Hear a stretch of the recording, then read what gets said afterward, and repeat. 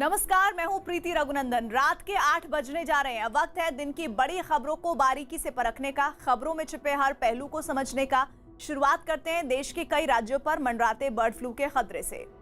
Corona महामारी के बीच bird flu की दहशत से लोग खौफजदा हैं। मध्य प्रदेश के नीमच में तो मुर्गियों के लिए गए सैंपल में बर्ड फ्लू की पुष्टि हुई है, जो अपने आप में अब तक का इस तरह का पहला मामला है। लिहाजा मध्य प्रदेश के साथ देश के तमाम राज्य अलर्ट पर हैं।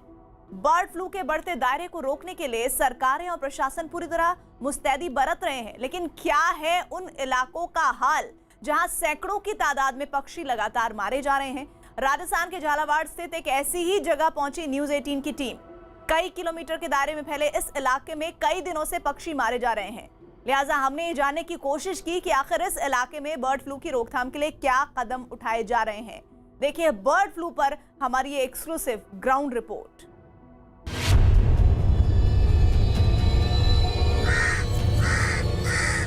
जिस तरीके की कोरोना के अंदर रिस्क है, रिस्क वैसी की वैसी है। न्यूज 18 पर बर्ड फ्लू का वायरस टेस्ट। सिम्टम जो है पैरालिसिस के होते हैं, लेकिन बर्ड फ्लू जो है वो कंफर्म किया जाता है, वो तो लेबोरेटरी से होता है। लेकिन पैरालिसिस से आप प्राइमरी सिम्टम से अंदाजा लगा लेते हैं कि ये बर्ड फ्लू का शिकार है। बर्ड फ्लू से परिंदों की मौत की पड़ताल।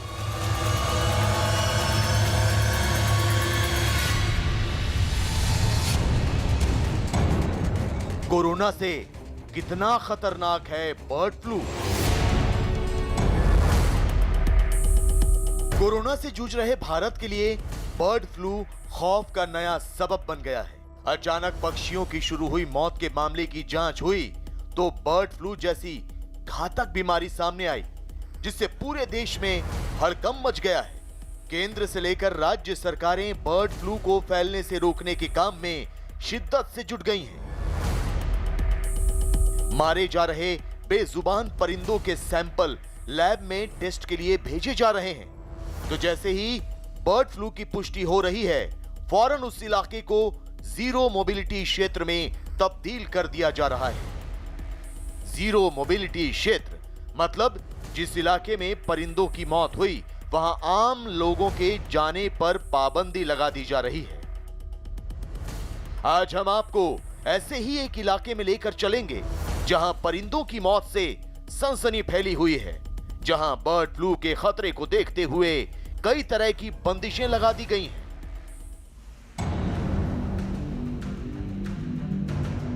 राजस्थान के 12, कोटा और झालावाड़ से पक्षियों की मौत की खबरें सामने आ रही हैं। इन 3 जिलों में बर्ड फ्लू का खौफ तेजी से पैर पसारता जा रहा है।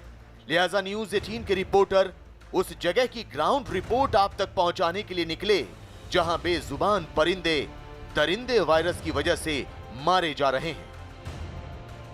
लेकिन मौके पर पहुंचते ही हमें स्थानीय पुलिस की बैरिकेडिंग मिली और बैरिकेडिंग पर लिखा था जीरो मोबिलिटी क्षेत्र, मतलब यहां आना जाना पूरी तरह वर्जित है।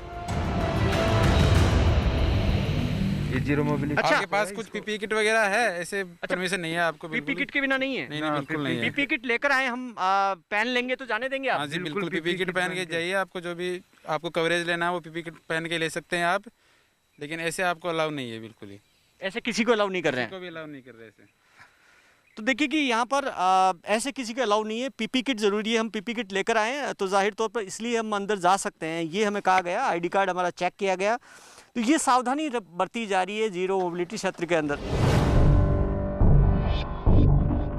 पीपीई किट पहनने की शर्त पर न्यूज 18 को उस जीरो मोबिलिटी क्षेत्र में जाने की इजाजत मिल गई जहां बर्ड फ्लू की वजह से सबसे ज्यादा तादाद में पक्षी मारे जा रहे हैं। लिहाजा हमारे रिपोर्टर और कैमरामैन ने सरकारी गाइडलाइंस का पालन करते हुए पीपीई किट पहनी और उस टीम से मिले जो पिछले कुछ दिनों से लगातार इस इलाके में मारे गए पक्षियों के सैंपल ले रहे हैं। झालावाड़ के राधिका बालाजी क्षेत्र के अंदर पिछले 8 दिन से लगातार पशुपालन विभाग की टीमें लगातार गश्त कर रही है, वहाँ पर सैंपल ले रही है। जो मरे हुए पक्षी हैं उनको इकट्ठा किया जा रहा, फिर उनको डिस्पोज ऑफ किया जा रहा। हम यहाँ पर पहुँचे हैं इस वक्त, और ये जीरो मोबिलिटी क्षेत्र घोषित कर रखा है। जीरो मोबिलिटी क्षेत्र के अंदर जाने के लिए पीपी किट पहनना ज़रूरी है, इसलिए हमने पीपी किट पहना। इसका हमारे साथ में हमारी टीम ने पहना, और जो हमारे साथ में पूरी टीम है जो पिछले 8 दिन से लगातार यहाँ पर लगातार फील्ड के अंदर जा रही है। उसके बाद में जो पक्षी है मरे हुए उनको इकट्ठा किया जा रहा है, डिस्पोज ऑफ किया जा रहा है। रिस्क जिस तरीके की कोरोना के अंदर रिस्क है, रिस्क वैसी की वैसी है, इसलिए पीपी किट पहनना जरूरी है। न्यूज 18 के साथ पशुपालन विभाग और नगर परिषद की टीम बर्ड फ्लू से मारे जा रहे पक्षियों की तलाश में निकलने को तैयार थी। सबने पीपीई किट, मास्क और हाथों में ग्लव्स पहन रखे थे। लोगों में साफ नजर आ रहा था।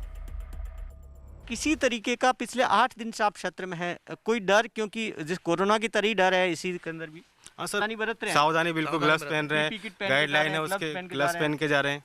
उसके टैबलेट्स दी हुई हैं ओजाल्टे, ये एंटी फ्लू, तो हम लोग उसको पिछले 8 दिन से खा रहे हैं। अभी 2 दिन और मतलब कुल 10 दिन का वो कोर्स होता है, तो उसको हम सब लोग सावधानियां बरतते हुए ये टीम बर्ड फ्लू से मारे जा रहे पक्षियों की तलाश कर रही है। पिछले 8 दिनों से ये टीम दिन रात कड़ी मशक्कत कर दूसरे पक्षियों को इस खतरनाक बीमारी से बचाने की कोशिश कर रही है। तो न्यूज 18 के कैमरे पर एक बार फिर शुरू हुआ इनका मिशन, जंगल में मारे गए पक्षियों की तलाश। तो तलाश के दौरान इस टीम को एक मरा हुआ कौवा मिला, जिसे पशुपालन विभाग की टीम ने एक थैले में रख लिया। जैसे जैसे साफ सुनाई दे रही थी, थोड़ी देर की पड़ताल के बाद इस इलाके में पशुपालन विभाग की रैपिड रिस्पांस टीम को एक और मृत कौवा मिला। पशुपालन विभाग की रैपिड रेस्पॉन्स टीम का काम इतना आसान नहीं है। जिस तरीके से पक्षियों की मौत हो रही है, कोई पहाड़ पर है, कोई झाड़ियों के नीचे, उनको तलाशना पड़ रहा, काफ़ी मुश्किल टास्क है। सबसे पहले उनकी तलाश करना। अब देखिए कि किस तरीके से तलाशी ली जा रही है कि कहाँ पर कोई पक्षी मरा हुआ मिल जाए। ये देखिए, ये देखिए कि ये मिल गया एक। देखते हैं कौन सा है ये देखते हैं। अच्छा, कौवा है ये कौवा मिला हुआ। ये कौवा है, जिंदा मर गया? ये मृत है, मर गया है, मर गया। देखिए कि ये कोई दिखा नहीं था। अच्छा, इनके जो बर्ड फ्लू से मर रहे हैं उनके कोई खास मुड़ी हुई है, गर्दन मुड़ जाती है। उसके अलावा जो पैर जो हैं वो इस तरीके से, वैसे तो खुले होने चाहिए लेकिन इस तरीके से बिछे हुए रहते हैं। ये पैरालिसिस के सिम्टम होते हैं। ये तो ये पैरालिसिस हो जाता है गर्दन में, इसी तरीके से यहाँ पैरों में इनके पैरालिसिस हो जाता है। तो आप जब फील्ड में तलाश करते हैं तब पहचान लेते हैं कि इसकी सामान्य मौत है या फिर बर्ड फ्लू से हुई है? लेकिन बर्ड फ्लू जो है वो कंफर्म किया जाता है, वो तो लेबोरेटरी से होता है। लेकिन पैरालिसिस से आप प्राइमरी सिम्टम से अंदाजा लगा लेते हैं कि ये बर्ड फ्लू का शिकार है। पकड़े हुए शव मिलते रहे। इस पूरे इलाके की तफ्तीश के दौरान हमें 3 मृत कौवे मिले, जिनके सैंपल पहले लैब भेजे जाएंगे और फिर इन्हें जला दिया जाएगा। डॉक्टर खालिक के नेतृत्व में इस पूरे जीरो मोबिलिटी एरिया के अंदर हम अभी तकरीबन यहाँ पर तलाश करके पहुँचे हैं, और यहाँ पर अभी कुछ सैंपल के अंदर कुछ कौवे मिले हैं। इसमें क्या है, कितने कौवे मिले अभी? 3 कौवे अभी जो ये फर्स्ट राउंड है। तकरीबन इसके बाद में तकरीबन दिन भर इसी तरीके से हर 1 घंटे के अंदर टीम विजिट कर रही है, जिसमें जो मृत पक्षी मिल रहे हैं वो ले रहे हैं, और उसके बाद में शाम को सबके इकट्ठे करके यहाँ से सैंपल इकट्ठे किए जाते हैं और फिर वो भिजवाए जाते हैं, और बाकी को डिस्पोज ऑफ कर दिया जाता है। दिन भर विजिट करती है। होते हैं कौवे, उनको कलेक्ट करके कुछ तो सैंपल के लिए भेज दिए जाते हैं, और बाकी जो है जितने भी उनको यहाँ पर जैसे मंदिर परिसर से 100 मीटर की दूरी पर एक गड्ढा हमने खोदा हुआ है, उस गड्ढे के अंदर इनको पटक करके इनको जला दिया जाता है। पहले तो बर्निंग कर दी जाती है, फिर उसके बाद चूने और मिट्टी से इनके लेयर्स। दिन में कई बार चलती है। पशुपालन विभाग की टीम कई राउंड की जांच करती है और मारे गए पक्षियों को इकट्ठा किया जाता है, सैंपल लिए जाते हैं, और इसके बाद इन मारे गए पक्षियों को गड्ढा खोदकर आग के हवा। जो पीपी किट पहन के आए हैं उसको डिस्पोज ऑफ करना भी जरूरी है। अब देखिए कि टीम ने अपना पीपी किट है वो डिस्पोज ऑफ कर दिया, और अब हम भी अपना पीपी किट है वो यही डिस्पोज ऑफ करेंगे, क्योंकि ये ज़रूरी है। इसमें अगर कहीं पर भी अगर पक्षियों को जहाँ से छुआ है वहाँ कहीं हाथ लगा हो, तो पीपी किट पर अगर कुछ भी लगा हुआ हो, तो इसलिए इसको डिस्पोज ऑफ करना ज़रूरी है। इसलिए हम यहाँ पर बाकी टीम ने डिस्पोज ऑफ कर लिया, और हम भी सारे जो पीपी किट के अंदर, चाहे ये दास्ताने हो या फिर पूरा पीपी किट हो, इसको पूरे को यहाँ पर डिस्पोज ऑफ करेंगे। कितना खतरनाक है, इसका संक्रमण कितनी तेजी से फैल सकता है। तो आपको बता दें कि मध्य प्रदेश में भी बर्ड फ्लू ने 10 इंदौर और नीमच में मुर्गी में बर्ड फ्लू की पुष्टि हुई है। यह सैंपल चिकन की दुकानों से लिए गए थे। National institute of high security animal diseases की जांच में इंदौर और नीमच से मिले सैंपल में है। फौरन एक मीटिंग बुलाई गई जिसमें बर्ड फ्लू के संभावित खतरों से निपटने की चर्चा हुई। गाइडलाइन जारी कर दी गई है जो पोल्ट्री फार्म्स हैं उनके लिए, उनको क्या करना चाहिए क्या नहीं करना चाहिए। और कल ही हमने फैसला किया था कि दक्षिण के राज्य जहां से हमारे यहाँ मुर्गा मुर्गियाँ आते हैं उनको हमने अभी 10 दिन के लिए बैन किया है, वहां से ये चिकन या मुर्गा मुर्गी ना आए। हम पूरी तरह से सावधान हैं। गुजरात से लेकर मध्य प्रदेश, उत्तर प्रदेश से लेकर जम्मू कश्मीर तक बर्ड फ्लू की आशंका से प्रशासन अलर्ट हो गया है।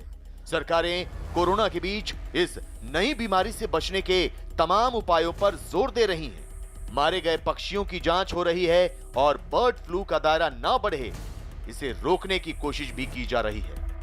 जाहिर है खतरा दिन ब दिन बड़ा होता जा रहा है, लिहाजा सावधानी बरतने में ही समझदारी है, वरना कोरोना के साथ बर्ड फ्लू नाम की ये नई बीमारी महामारी का डबल डोज साबित हो सकती है। ये बीमारी भी कोहराम मचा सकती है।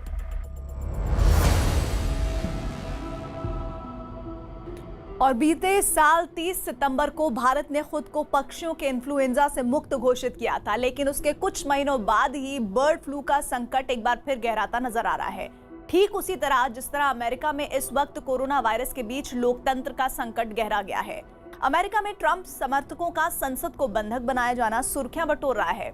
दिखाएंगे आपको अमेरिका की संसद में रक्त चरित्र की इनसाइड स्टोरी एक छोटे से ब्रेक के बाद।